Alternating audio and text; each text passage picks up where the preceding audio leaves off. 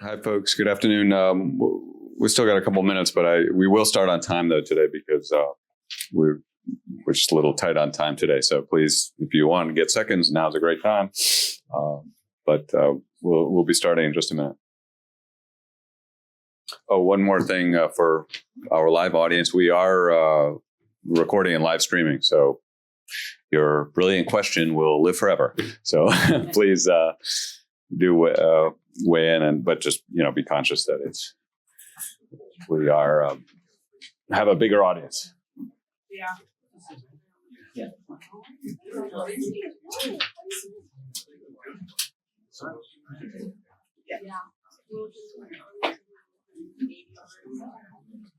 Like that. Yeah. I was talking to them today.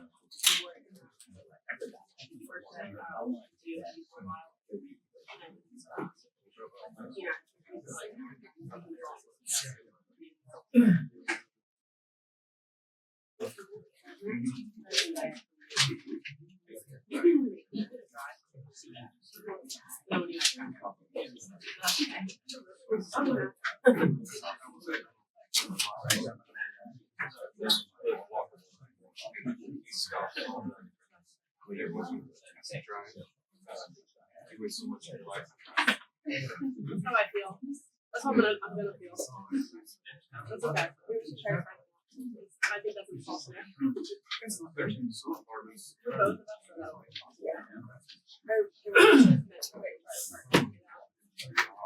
driving. But it's okay. I'll have to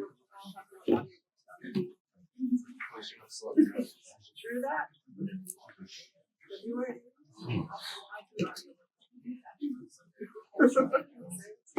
Yeah. Okay, folks, good afternoon. 大家好. Welcome to our weekly China chat. I'm Lyle Goldstein, director of the China Initiative here, and thrilled to see all of you. Thank you for taking the time from your busy schedules to join us here. It's been I think a great semester, seeing many of you week after week. We've had, there's lots of highlights. We've had our colleagues from China come over. Jia Dalei started out our series last week. We had the rising star among sinologists, Sheena Greitens from University of Texas. And we look forward to rounding out this month. We have some great talks planned with some of our in-house talent here.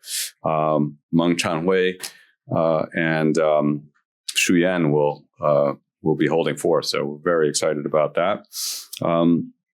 One of the things we've tried to do here at China Chat with this initiative is kind of draw on a lot of the talent in southern New England, and there is huge China talent in this area, as many of you know.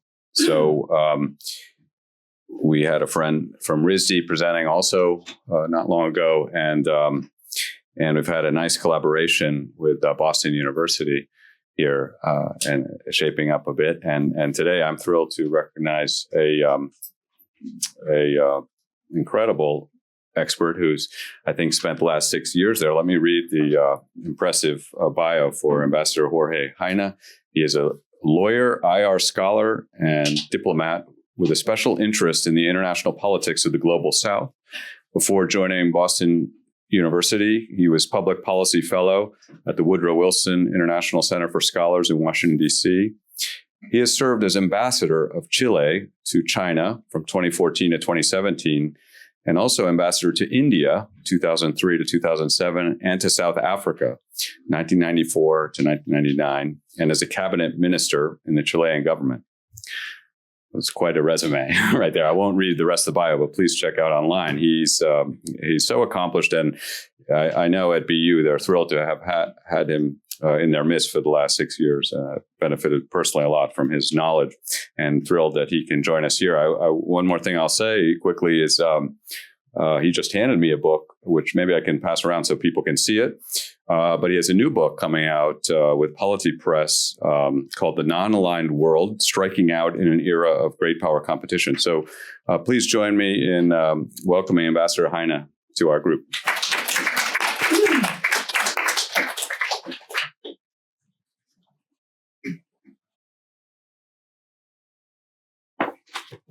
Thank you, Lai. Good afternoon. Delighted to be here. Thank you, Professor Goldstein, for the invitation at this very prestigious series. And also would like to thank Grant Road, my good friend, who's always been so supportive of my work in the 6 years that I've been here at Boston University and in New England more generally. This is my second time at the Watson Institute, and I certainly hope it's not the last after the outrageous things I'm going to say. But remarkably, it is also my third time at Brown University. Believe it or not, my first time was in 1965, when I was a 16-year-old teenager who was in the United States as part of something called an exchange program in the Experiment of International Living. And we spent about a week here at Brown. I was thrilled by the intellectual atmosphere and the stimulating life on an Ivy League American campus. And I am delighted to be back. My good friend and former classmate in the doctoral program at Stanford University, Barbara Stallings, has been associated with this institute and with this university for many years. And she, in fact, has a chapter in this book that Lyle mentioned on active alignment. She has a chapter on China-Latin American Relations, which is a subject we both toil in. So let me start with a story. The year is 2005, and Chile and China are negotiating a free trade agreement. Now, believe it or not, that was the first free trade agreement that China was negotiating with an individual country. It had negotiated one with ASEAN before, but not with an individual country. And the way this came up, I'm told, is there was some conversation with Chile and China. And at some point, China says to the Chilean government representative, why don't we negotiate a free trade agreement? And my friend who told me this almost fell off the chair. This was the last thing he expected. But needless to say, he was delighted. And the conversation started. And, normally these things take a long time, but this was particularly swift. In 8 or 9 months, they reached an agreement on most items. But there was a sticking point. And the sticking point was Chilean wine. And China was adamant that Chilean wine, which is one of our leading exports, Chile is the fourth largest exporter of wine in the world, close to $2 billion nowadays. China was adamant it would not be included. And the Chilean negotiator insisted, for us this is, a matter of pride. We produce some of the best wine in the world. Why don't you want it in the list? So the Chinese negotiator said, look, I'll tell you the real reason. Let us not beat around the bush. We are so many. We Chinese are so many. And your wine is so good that we will drink it all up and we will leave you without any of your own wine to drink. At that point, the Chilean negotiator, my good friend Carlos Furche, says, don't worry. If that is the case, we would be ready to make the ultimate sacrifice. And so the Chinese negotiator is taken aback. What do you mean by that? And they said, we would drink Argentine wine. Anyway, this is by way of introducing the relationship between Chile and China. I myself like to reason in an inductive fashion from the particular to the general. So bear with me for a moment as I discuss Chile's relationship with China, and then I promise I will move on to the larger picture. After that free trade agreement was signed, trade at the time between Chile and China was around $8 billion. Today, it is somewhere around $60 billion. Chile runs a surplus. Much of it is copper. Chile is the main producer and exporter of copper. China, of course, is the main importer of copper, and copper is, needless to say, very important for the energy transition and for e-mobility. But as it also happens, Chile is a large exporter of fruit, largest exporter of fruit in the southern hemisphere. At various years, this varies, but at various years, certainly while I was there, this happened. Chile became, for China, the main exporter of fruit.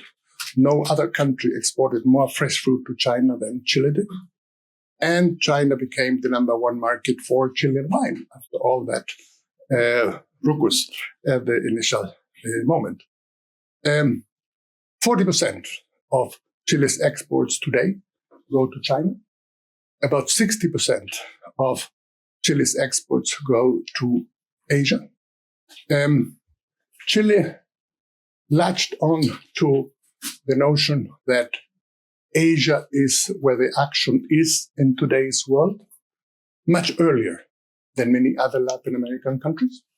In the early 90s, Chile had its transition to democracy in 89 and 90, overlapping with the fall of the Berlin Wall. So democracy came to Chile. President Patricio Aylwin was elected, and we had to deal with the whole world. What to do? Chile, under the military dictatorship, had been politically isolated. So how do you reconnect with this big, wide world? And there were many ideas being thrown around. But two of the ones that prevailed was, one is we're moving towards a globalized world. And here we have to understand globalization is Asianization. It is Asia that is driving this globalization. That's number one. Now, this is the early 90s. It's long before, people came to that conclusion, more generally. And the second conclusion that was drawn, we need to go for free trade agreements. Now, again, that was very controversial. In the economic profession, individual free trade agreements are seen as suboptimal. Economists like an optimal world in which the whole world would ideally lower tariffs to zero in one fell swoop. We thought that was unlikely to happen, and we needed something else.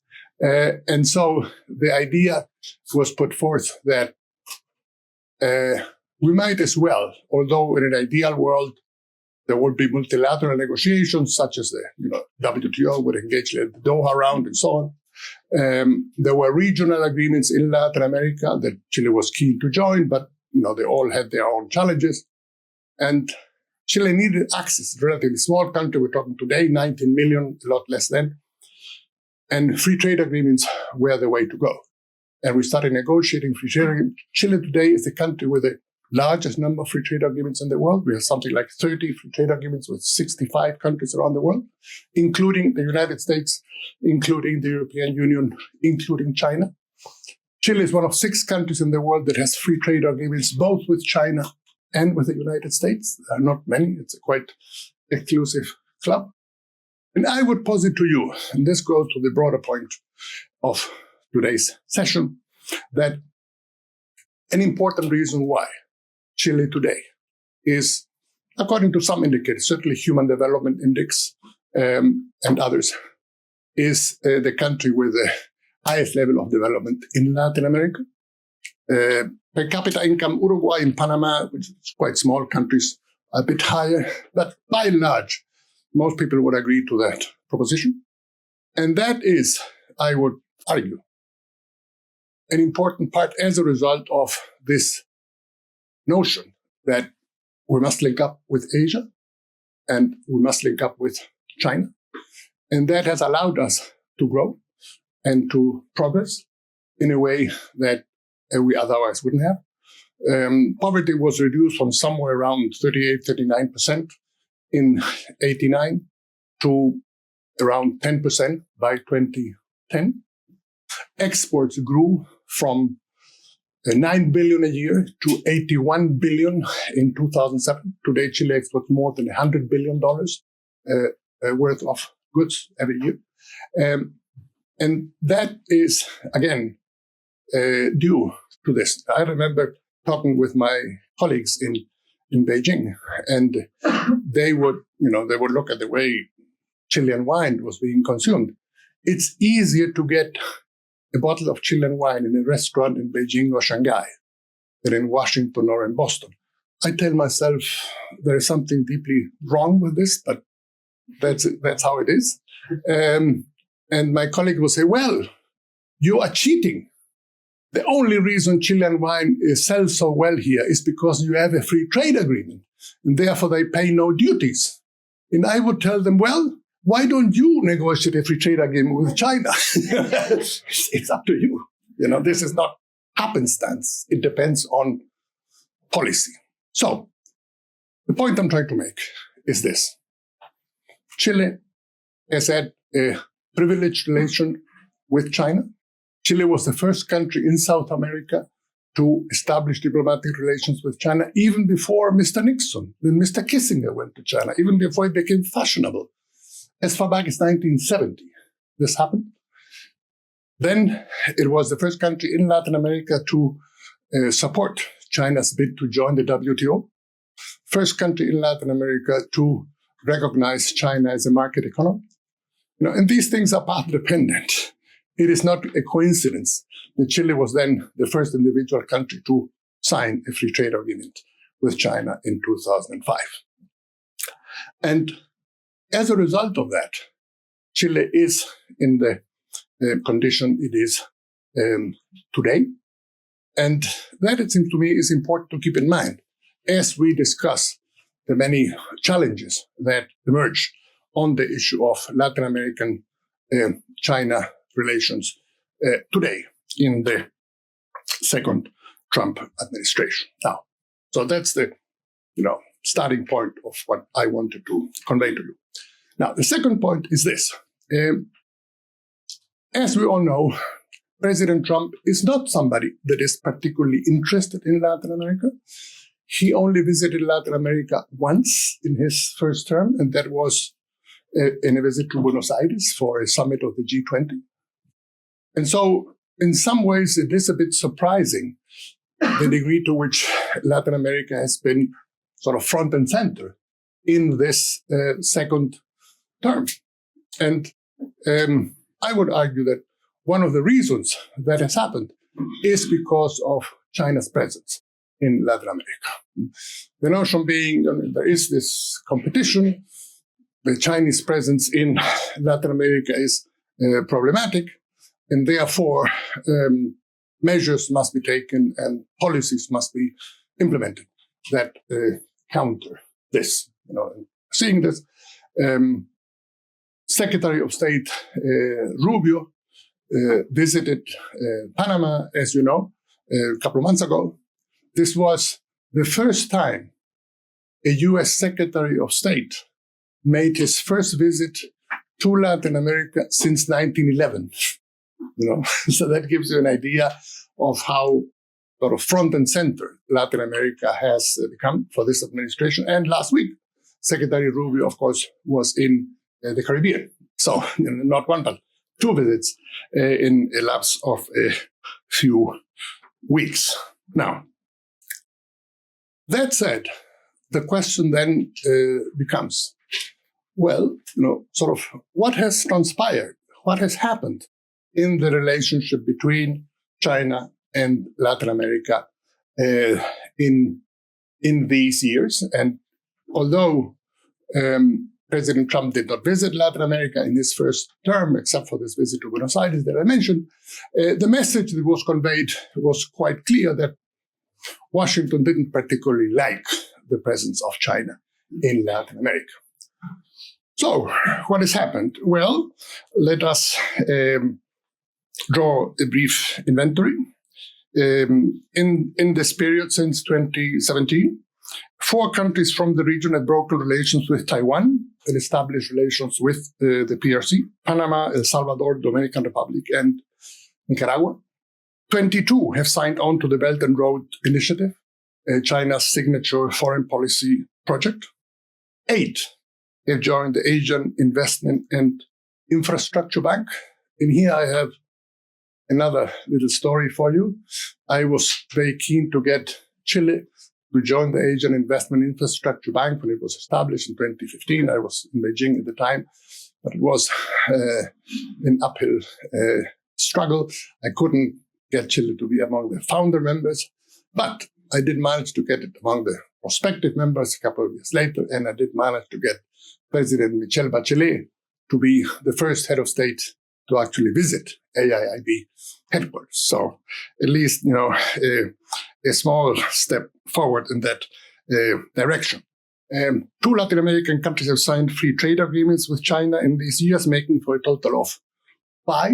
Ecuador and Nicaragua have signed in the recent past. Before we had Chile, Peru, and Costa Rica. In 2023, 8 Latin American presidents visited China, the highest number ever. 8 countries have signed so-called comprehensive partnership agreements with China. And estimates vary, but one number that is bandied about is that there have been about 1,000 bilateral agreements, cooperation agreements signed between Latin American countries and China. Okay. So the question then becomes, knowing perfectly well how badly this goes down in Washington, why do Latin American countries do this? You might say this is a bit odd.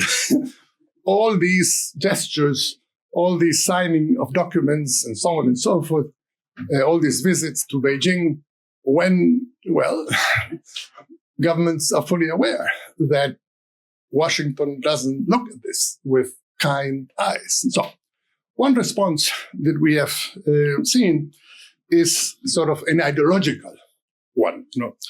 And so people say, it is all these leftist governments keen to poke Uncle Sam in the eye with the Chinese Communist Party.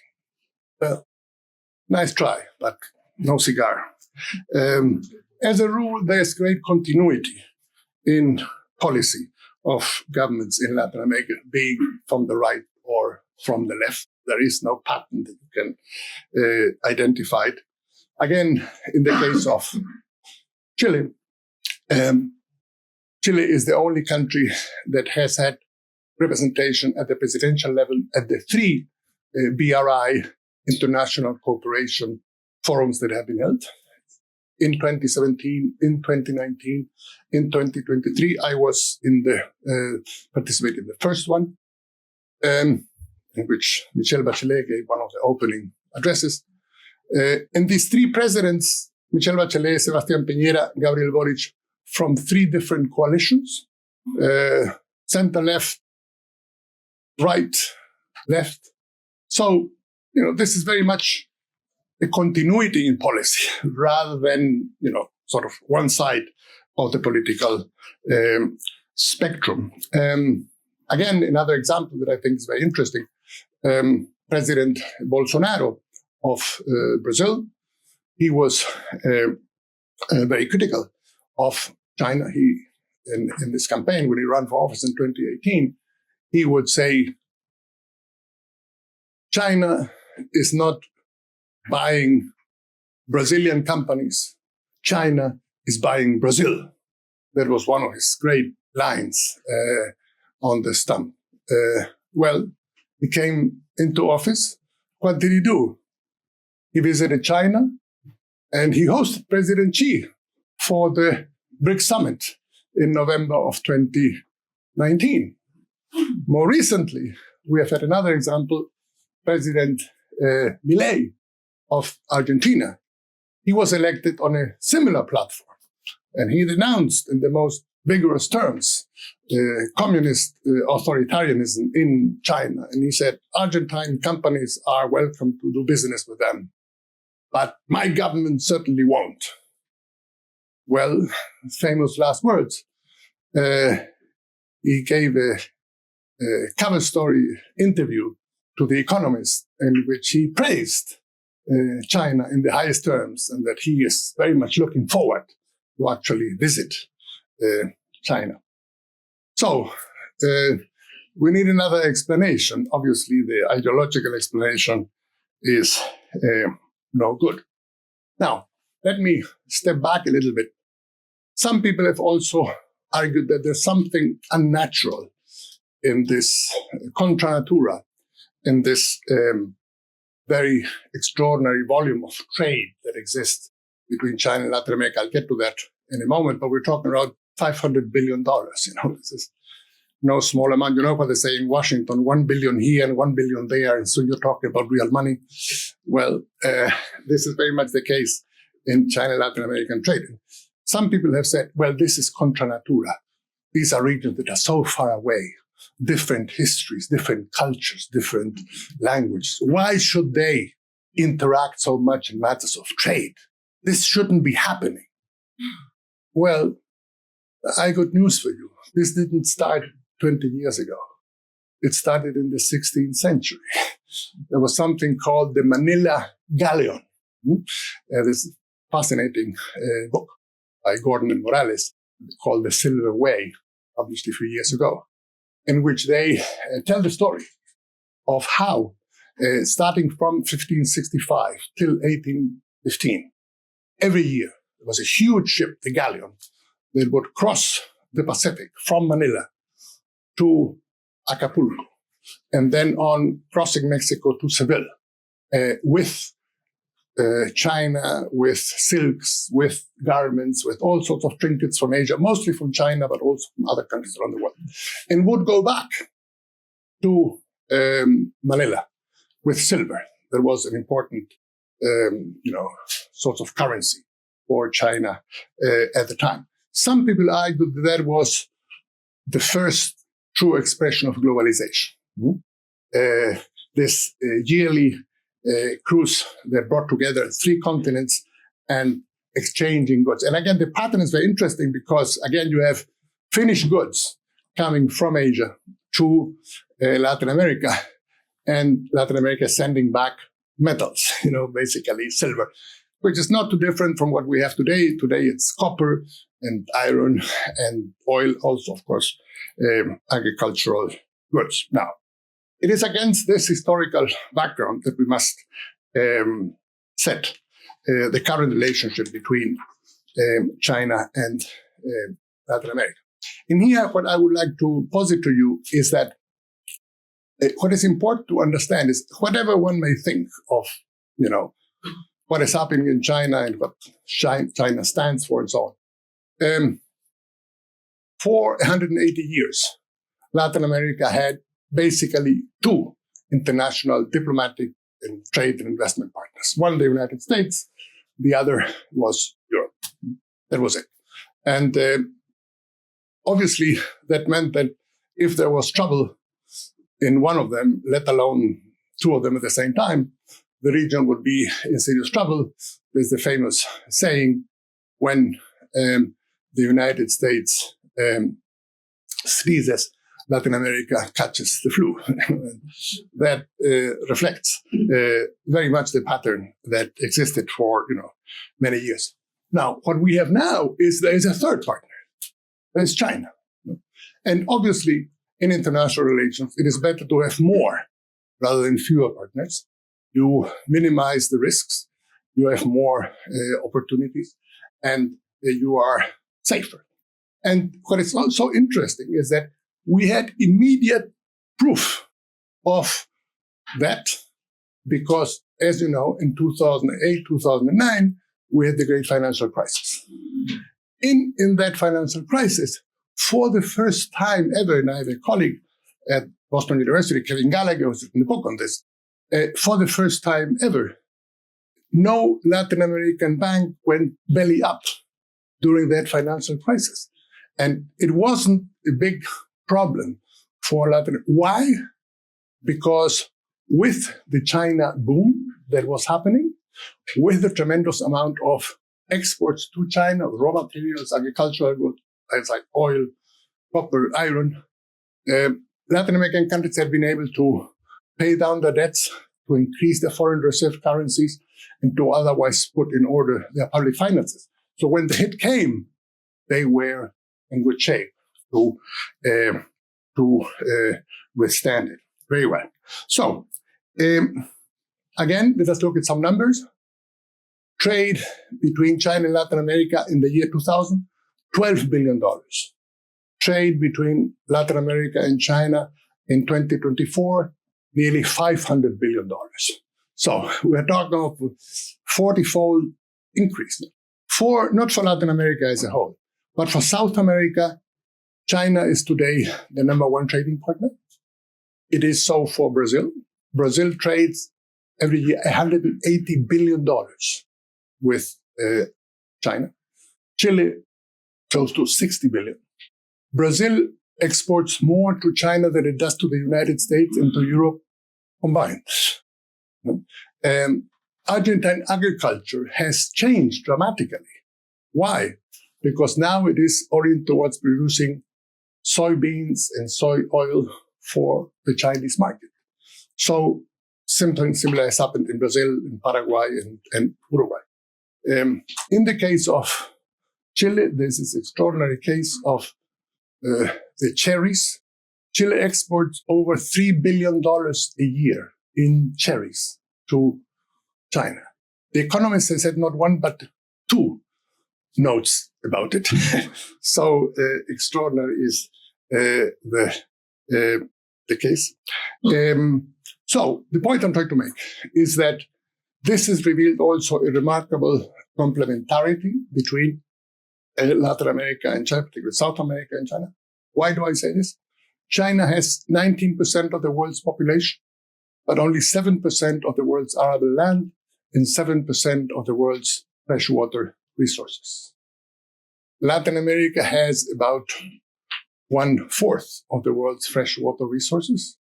It is quite underpopulated, and it has some of the best agricultural land in the world. The Argentine Pampa Húmeda is known for that.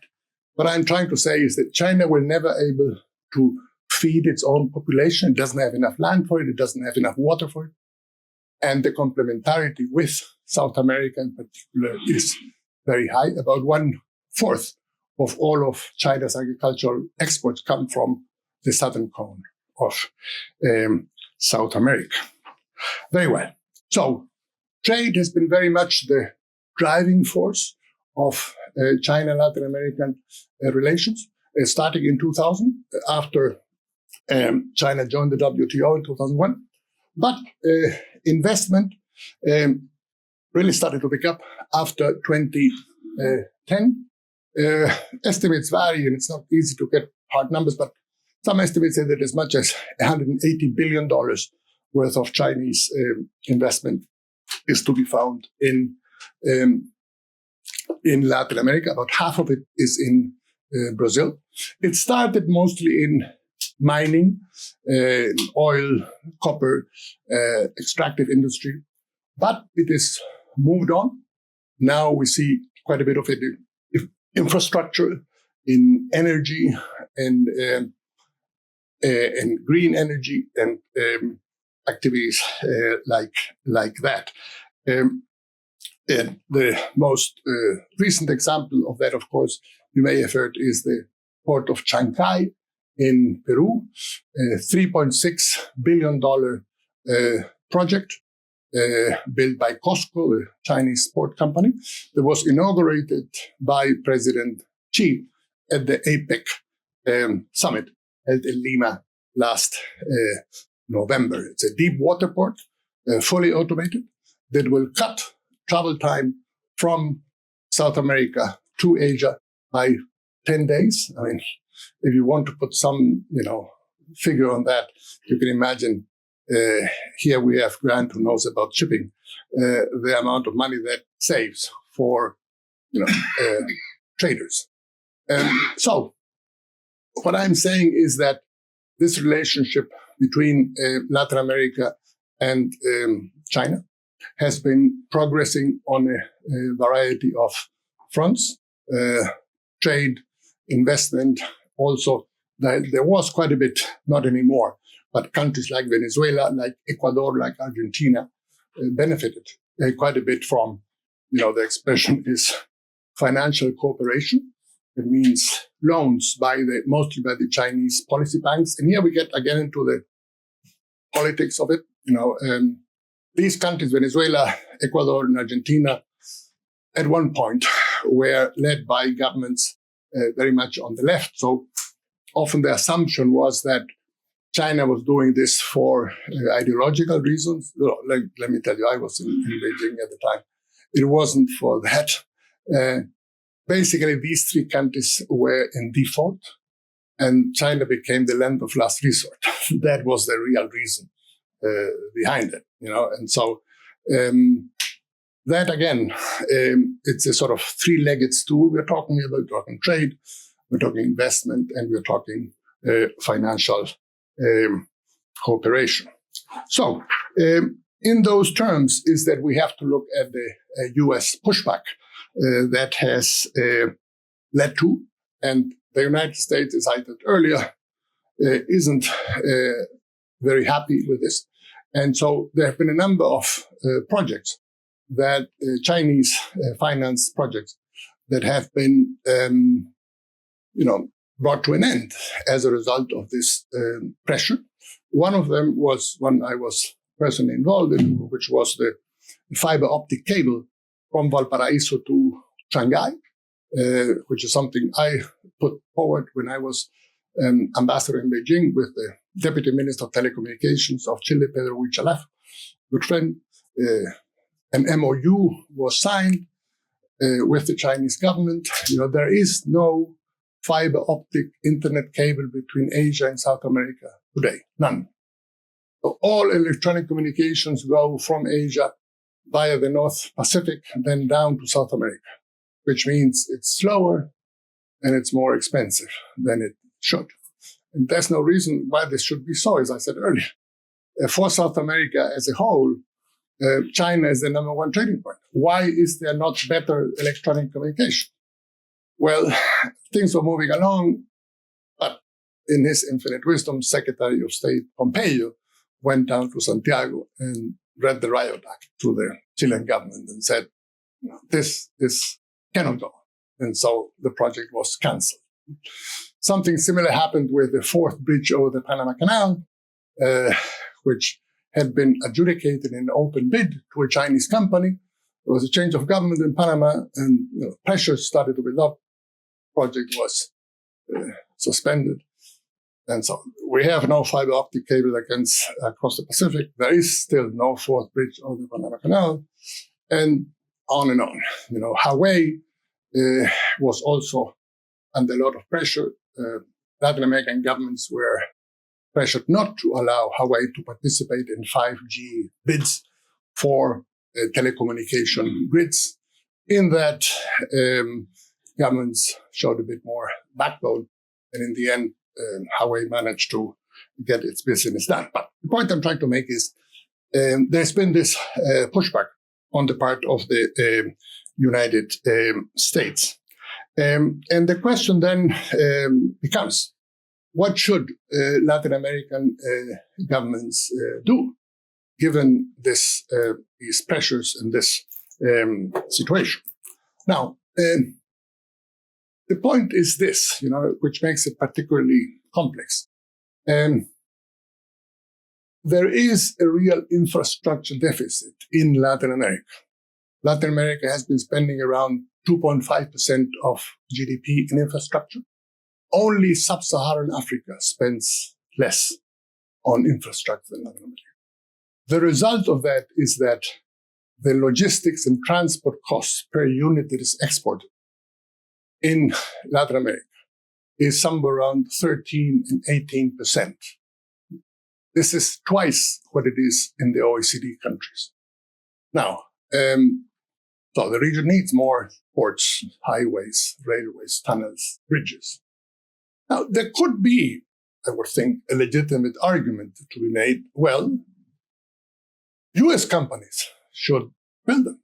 And that would be, it seems to be a very good thing. You want competition. The way this works is with bids and tenders.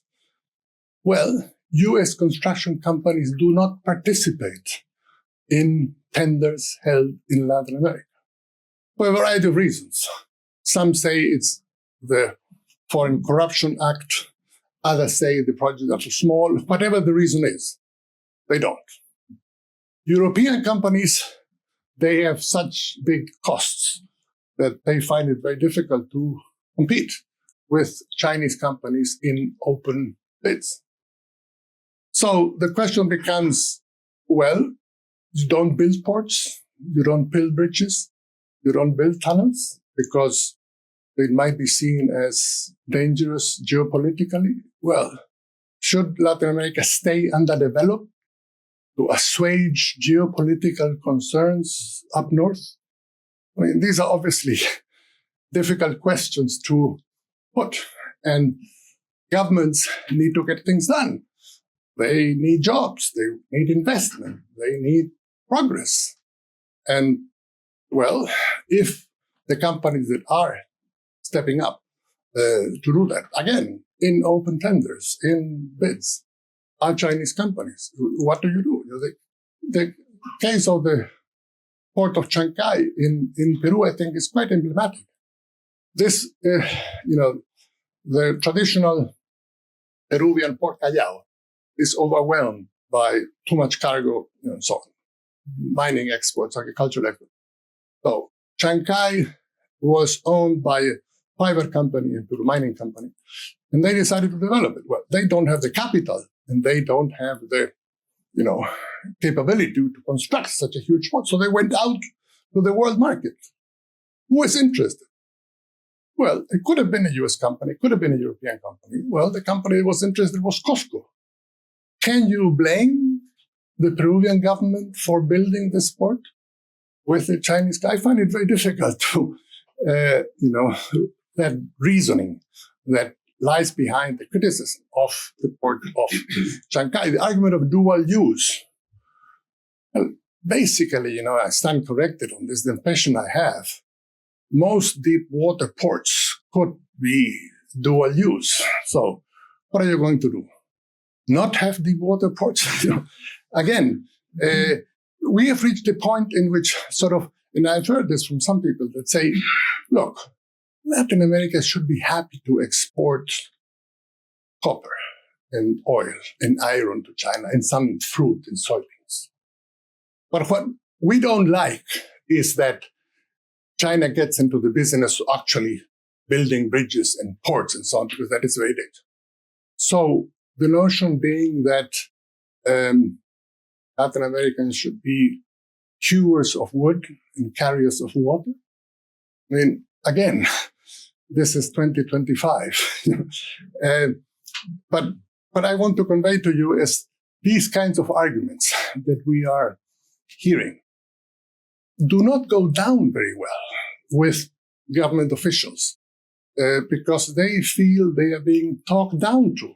Again, we've been involved with Grant and with Lyle in a project on the Belt and Road Initiative, China's signature project. So, Latin American government officials visit Washington and they are told, this is debt trap diplomacy. We know it is not. There are studies that have shown that it is not, debt trap diplomacy. Deborah Breutigam of Johns Hopkins has studied the issue extensively. Moreover, Otto von Bismarck, the Iron Chancellor, the man who unified Germany, had what is to my mind the best definition of diplomacy. Diplomacy is about making friends abroad. Now, would it make sense for a diplomacy that is aimed at lending money, getting people in hock to you, and then taking over their assets? I mean, that seems to me like a strategy for making enemies rather than for making friends, So from a strictly logical point of view, doesn't make much sense either. So what I would like to share with you is that the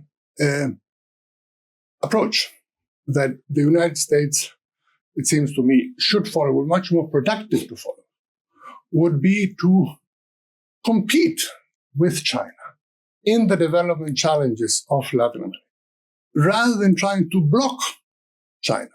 The United States has a bigger economy, has a more advanced economy, is more advanced scientifically and technologically. it could say, we have a better mousetrap. Why not? We can build better ports. We can do better things than China can. Instead, the approach has been to block Chinese projects. So, government officials say, well, what are you offering instead? Well, we aren't offering anything. We are telling you what to do. Well, that's not the recipe for success in the business I've been in.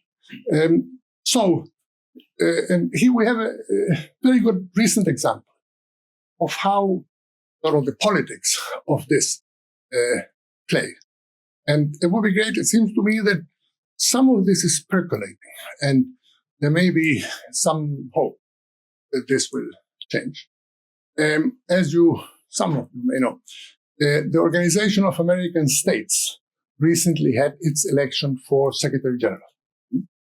There's no reason why you should be very familiar with the details of the Organization of American States. They elect a Secretary General every 5 years. He can stand for election for another term. And the first candidate that presented was the Foreign Minister of Suriname, Albert Ramdien. The Caribbean has never had the leadership position in the Organization of American States. So that was a strong argument for him.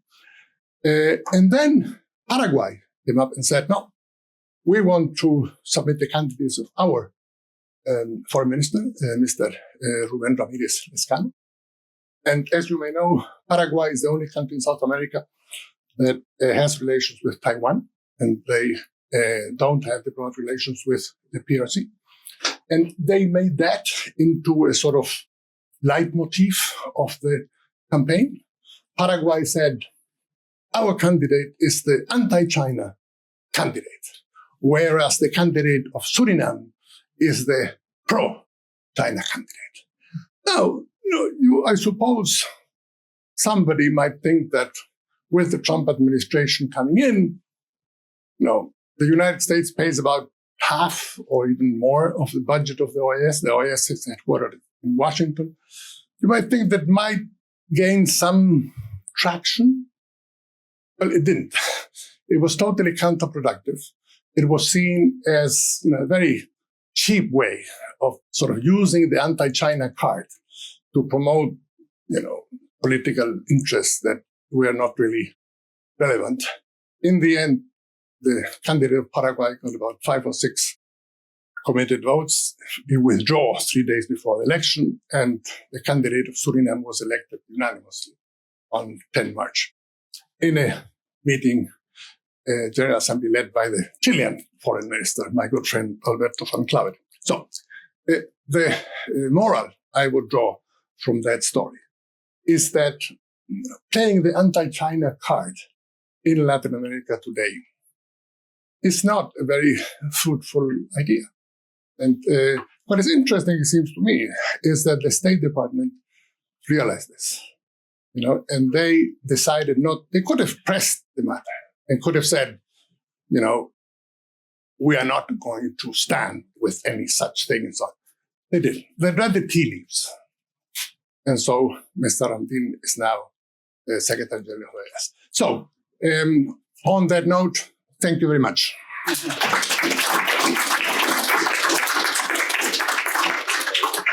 Well done, Jorge. That gives us a lot to think about.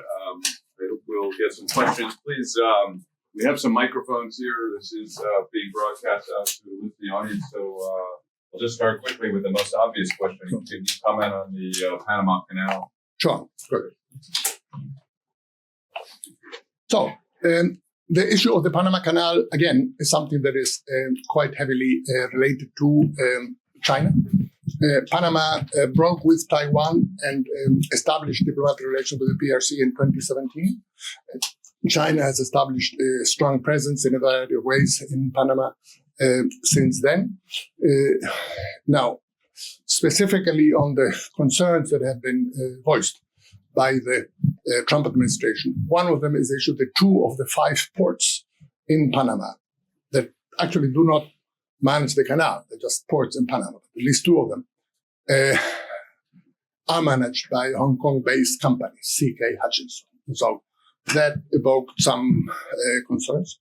There was the issue of the fees that are being charged by the canal, and the President Trump has said that they are too high. Well, they're the same for everybody, there's the more general question of the overall Chinese presence in Panama. So, Secretary of State Rubio went to Panama, and my own view is that the Panamanian government didn't handle this too well. I am told the original plan was not to have Mr. Rubio on the canal itself, sort of taking pictures in front of the real estate, but he did anyway. Another thing that Panama did was it announced it would quit the Belt and Road Initiative, which I'm told hadn't been even asked by the Secretary, but it did a sort of preemptive move. And then, of course, the issue of the sale of the lease of these ports.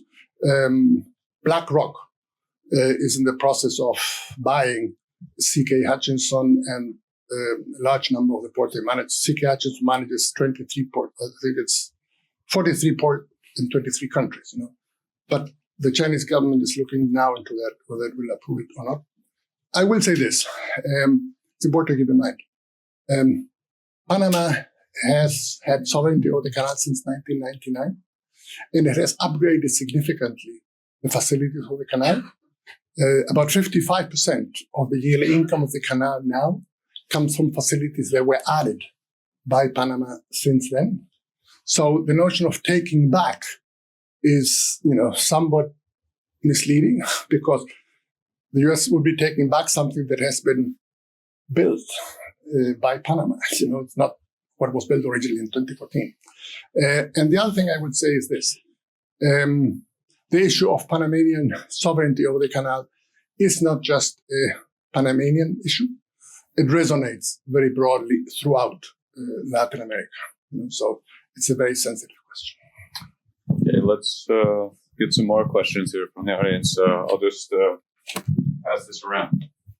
If you give me a little concise, that'll be good. Sure. We want to get a bunch of questions that we have to end on time. Sure. I just want to make it quick. First of all, I just want to say thank you for coming and speaking to us. I appreciate it. And my question is, when you were first originally dealing with China as an ambassador to them for Chile, I was curious, did you envision China's rise in the 2010s and 2020s? Was it nearly, I know China wasn't viewed as a rival up until recently. Did you guys view it as like an investment? Did you see that there would be growth and China would rise on the global scale? Well, I will say this. At the time, China was already the number one trading partner for Chile. So for me, as an envoy, it was, quite an extraordinary challenge. That's number one. And number two, what I will still say this, I feel very privileged to be able to have been there at the time.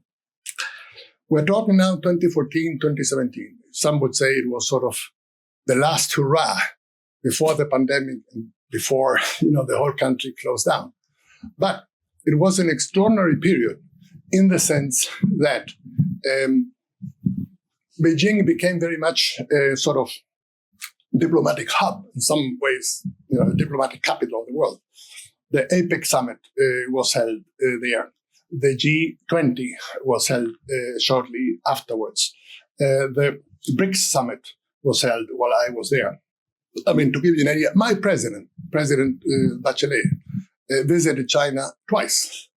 I had Xi Jinping visit Chile, and Prime Minister Li Keqiang visit Chile. All of this in the span of 3.5 years. So the degree of activity, which you mentioned as, China's rise as a global power, I could see it right there, and the BRI, International Cooperation Forum. I study diplomatic summits, and there are serial summits so that they meet every year. You have the BRICS, you have the G20 and so on. It is very difficult to get on the calendar of heads of state and government these summits because they're all very busy. They have things to do. Yet the BRI international cooperation, managed to get, in the first one, 29 heads of state and government from all around the world, and so have the others. So it was a period in which I saw China's rise to this global position that you mentioned.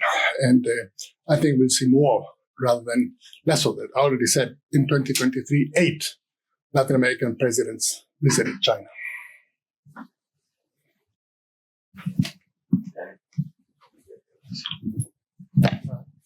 Thank you. This is just a quick follow-up. Why do you think Panama quit the BRI? Thank you. Yes, I think it was a sort of preemptive gesture, saying, you are pressuring us, we want to keep our sovereignty over the canal, let us throw in a bone so that you will look at us with kinder eyes.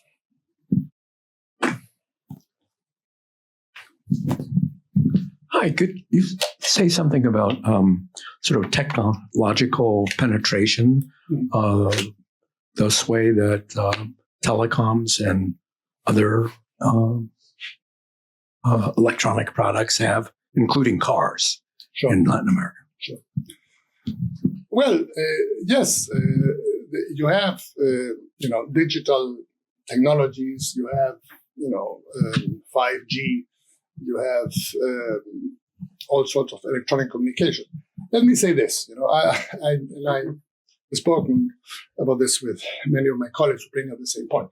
So, for example, on the question of the fiber optic cable from Shanghai to Valparaiso, the argument was, with the way I saw it, this is the chance for Chile to become the digital gateway, a South American digital gateway from China to South America. And other people said, well, no, this is the way China would get all its spyware and all these listening devices. And so it's a terrible thing. But the way I see it, if you think it is Chinese companies that invented spyware and listening devices, I have a bridge to sell you. Okay, more questions? Yeah. You've noted some very impressive figures of trade between Latin America and China. How does trade between Latin America and the U.S. compare? And I was also just curious, are there any statistics on trade between Latin America and Russia? Yes. Well, let me take the last question first. Trade between Latin America and Russia is minimal. There isn't very much. So that's number one. Yes, the Russian economy is the size of Italy. So there isn't very much. That's the first.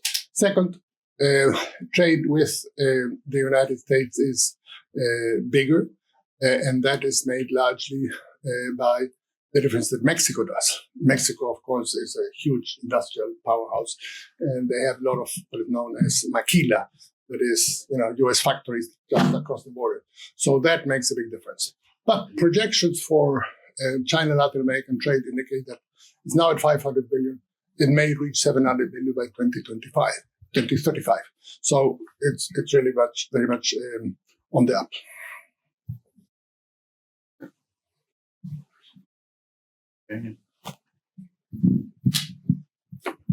Thank you. Thank you, Lyle. Okay, thank you very much for coming to talk with us today. It's absolutely a pleasure and a privilege and unusual. As a Canadian, I've got to ask you, do you really think that, especially with your emphasis on making friends, that diplomacy between countries has to do with making friends? Do you think that the American State Department does not understand this? Or is this on purpose, that they are definitely trying to alienate countries that they used to have as close friends? Yes, I will not dwell on the issue of U.S.-Canadian relations. So I will take a pass on that. I lived for 6 years in Canada, as you know. I taught at Wilfrid Laurier University. Those were very happy years. But I will not dwell on that. Thank you. Okay, maybe. Let's Professor Head maybe ask the final question here. So, thanks very much for this incredibly informative talk. I just wanted, what's your prognosis for the next 3 years, 3.5 years of the Trump administration relative to Latin America? Yes, great question. So my take is this. I am mildly hopeful that what happened with the OAS election is a harbinger of things to come, in the sense that the U.S. State Department will realize that this, very harsh anti-China line is not only not working, but is terribly counterproductive. So the U.S. would be much better off emphasizing cooperation with Latin America and, in fact, competing with China. We have a better mousetrap, you could say. That, it seems to me, would be the way forward. Otherwise, I think things will get a lot worse. We are already hearing that President Lula has announced he will meet with President Xi and with President Putin on May 9th in Moscow. President Sheinbaum of Mexico, she has a mind of her own, and she has shown her mettle. Countries like Colombia. Colombia has been traditionally the U.S.'s best friend in South America. Colombia is now talking about signing on to the BRI. So, it's a complex world.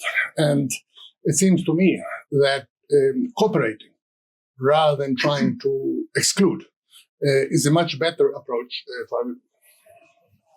Okay, well, thank you so much again for sharing your thoughts, Ambassador Heine. That was truly a tour de force, I think. So let's thank Ambassador Heine. Please come back frequently. Yes. I want to thank you all for coming out today, and hope you'll. We got 2 more China chats coming up with some great people sharing their research, some brown folks. So I think that should be terrific.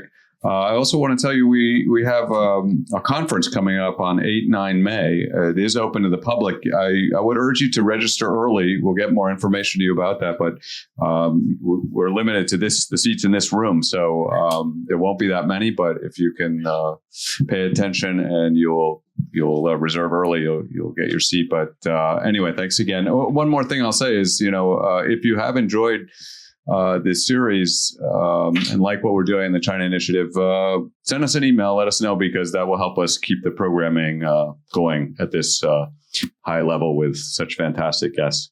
So thanks again.